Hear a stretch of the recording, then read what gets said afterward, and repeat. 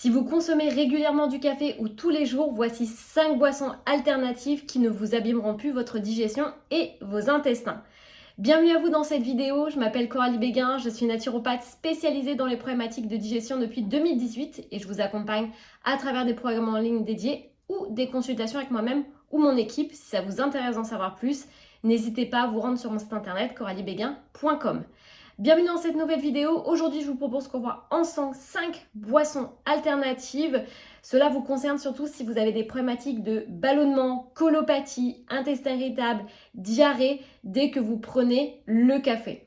Et ça, très souvent, moi, je l'observe dans les consultations et dans les accompagnements. Quand, par exemple, le matin, vous êtes au petit déjeuner et vous prenez un café ou même un café, par exemple, à 10h, eh bien, parfois, ça peut vous entraîner une diarrhée ou une selle qui devient impossible à retenir parce que le café va déclencher le péristaltisme et donc l'envie d'aller à la selle. Donc, ça peut être bien pour les personnes qui sont constipées et qui ont du mal à aller à la selle régulièrement, mais pour les personnes chez qui ça entraîne des ballonnements, des maux de ventre, des brûlures, des reflux gastro-œsophagiens ou cette incontinence un peu fécale parfois qu'on peut ressentir quand on prend trop de café, eh bien aujourd'hui il existe beaucoup de boissons alternatives et je vais vous en présenter 5 et vous verrez notamment qu'il y en a une que je préfère qui est vraiment mon chouchou dans ces boissons. Première boisson assez populaire et qui est pour moi vraiment une transition assez, je vais dire, simple quand vous êtes vraiment accro au café, c'est la fameuse chicorée qu'on va retrouver sous différentes marques. Moi, je vous recommande plutôt la marque Fabrichon que j'aime énormément parce que c'est une chicorée qui est soluble, qui est très bonne en goût et surtout, on peut facilement la mélanger avec un lait végétal ou de l'eau chaude si on n'est pas fan du lait végétal. Alors, qu'est-ce qu'elle nous apporte, cette fameuse chicorée? Déjà, la chicorée, elle est légèrement grillée et elle a un goût un peu caramélisé, ce qui la rend assez unique de par son goût. Et elle va rappeler un peu les odeurs. Alors, elle va rappeler un peu, si vous voulez, les odeurs et le goût du café. Elle est connue aussi, la chicorée, pour améliorer la digestion, surtout chez les personnes qui souffrent de constipation légère. Alors on parle bien de constipation légère, pas chronique, enfin pas en tout cas de grosse constipation. Donc ça peut être intéressant si vous êtes dans le cas où vous avez du mal à aller à la selle régulièrement. D'ailleurs, quand vous êtes dans ce type de cas, et c'est souvent les femmes qui sont plutôt concernées par la constipation, eh bien, je vous invite vraiment à revoir vos piliers de santé, vos piliers de digestion, parce qu'il y a quelque chose qui se passe dans votre alimentation, dans votre hygiène de vie, qui fait que les matières fécales n'arrivent pas à avancer. Ça peut être notamment une carence protéique, ça peut être une carence en acides gras essentiels, ça peut être aussi un manque d'hydratation, ça peut être aussi beaucoup trop de fibres. Et oui, on vous dit souvent de consommer beaucoup de fibres. Malheureusement, un excès de fibres peut au contraire entraîner de la constipation chez certaines personnes qui l'ont déjà un petit peu irrité. On va aussi favoriser l'accentuation de l'exercice physique et bien sûr, on ne va pas oublier de s'hydrater. Mais si ça vous intéresse plus d'en savoir sur ces 5 piliers de santé, n'hésitez pas à télécharger le e-book qui est gratuit sur les 5 piliers de santé de digestion. Je vous remets le lien juste en dessous, donc il suffit de dérouler la barre d'informations YouTube et vous allez retrouver plein d'informations pour prendre soin de votre santé et surtout de votre digestion. Et puis, notre fameuse chicorée, elle est riche en antioxydants, donc ce qui va lutter contre les radicaux libres qu'on produit régulièrement, surtout si on est stressé, et donc de maintenir un bon équilibre général au niveau du corps. Au niveau des inconvénients, la chicorée a aussi des inconvénients, comme tout type de boisson. La plus grosse problématique de la chicorée, c'est qu'elle a beaucoup d'inuline, donc c'est une fibre prébiotique, donc très intéressante pour nourrir les bactéries du côlon. Malheureusement, si vous êtes atteint d'un SIBO ou d'une grosse pullulation bactérienne, ou même si vous n'avez pas un SIBO, mais vous êtes très sensible au niveau de la flore intestinale, si vous prenez un excès de chicorée, ça peut vous entraîner des ballonnements et des gaz intestinaux. Donc ça, il va falloir faire vraiment au cas par cas. Comme d'habitude, je vous dis toujours d'individualiser votre assiette et votre ressenti. Si vous sentez qu'une chicorée, ça passe et que vous tolérez totalement au niveau de votre corps, mais que quand vous passez à 2, ça commence à vous entraîner des ballonnements, des gaz, vous êtes moins bien au niveau de la digestion, dans ces cas-là, vous restez à 1.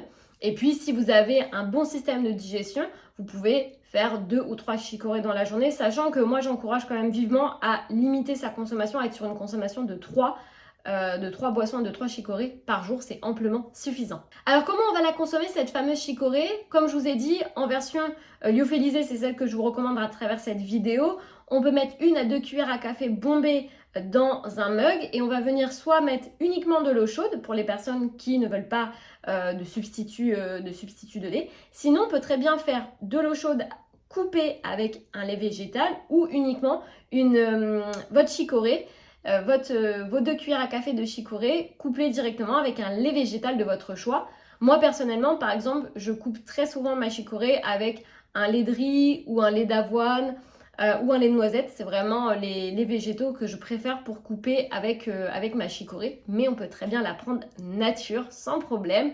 Et puis c'est déjà un bon starter, un bon départ pour changer votre habitude de moins consommer du café. La deuxième boisson, c'est la boisson d'orge. La boisson d'orge, elle est riche en bêta-glucane, donc les fibres solubles vont favoriser une meilleure digestion au niveau du côlon. Elle va aussi contribuer à réduire les niveaux de cholestérol. Maintenant, vous savez qu'on ne parle plus de bon ni de mauvais cholestérol, mais en tout cas, les niveaux de cholestérol, elles participent. C'est pas quelque chose de miracle, mais en tout cas, elles participent à réduire les niveaux de cholestérol. Et puis aussi, elle est bénéfique pour la santé cardiovasculaire. Autre point très important sur la boisson d'orge, comme la chicorée, elle va aider énormément à lutter contre la constipation chez les personnes qui ont vraiment du mal à y aller tous les jours, qui ont un passif de constipation chronique. Eh bien la boisson d'orge va être un peu plus efficace que la chicorée. Alors quels sont les inconvénients de cette fameuse boisson d'orge ?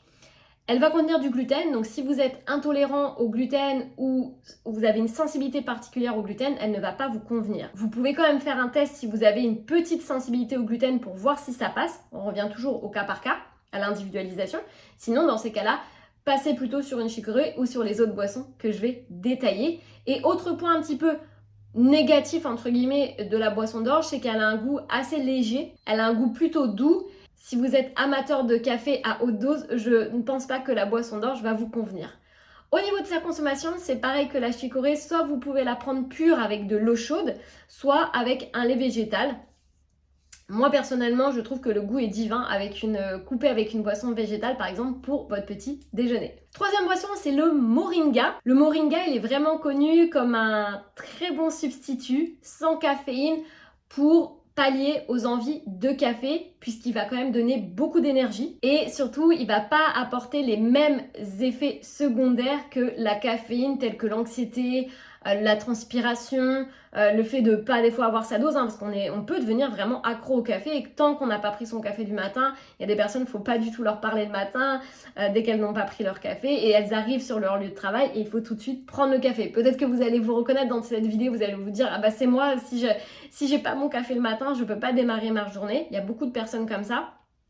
Et l'avantage du moringa, c'est qu'elle va quand même vous donner un boost d'énergie. Elle a en plus des propriétés anti-inflammatoires, notamment parce qu'elle va être riche en nutriments et sur le système digestif, souvent on est carencé quand on a des problématiques de digestion, donc elle va être intéressante aussi pour un petit peu booster et faire le plein de nutriments. Parce qu'elle va être notamment riche en vitamine C et la vitamine C va renforcer le terrain immunitaire, le tissu conjonctif, notamment si vous avez des problématiques de muscles ou encore de gencives, eh bien elle va apporter de la vitamine C et donc contribuer à ralentir ce phénomène de déminéralisation. D'ailleurs, si ça vous intéresse sur ces signes de déminéralisation et de voir vraiment les 11 signes qui montrent que votre corps manque de nutriments, j'ai fait une vidéo à ce sujet. Si ça vous intéresse, je vous la remets juste dans la barre d'informations YouTube ou juste ici. Vous avez juste besoin de cliquer sur le lien qui va s'afficher. Au niveau des inconvénients du moringa, elle a plutôt un goût d'herbe. Oui, je dois quand même vous le signaler. Donc ça ne plaît pas à tout le monde. Il faut vraiment faire le test, voir au cas par cas si ça peut vous plaire.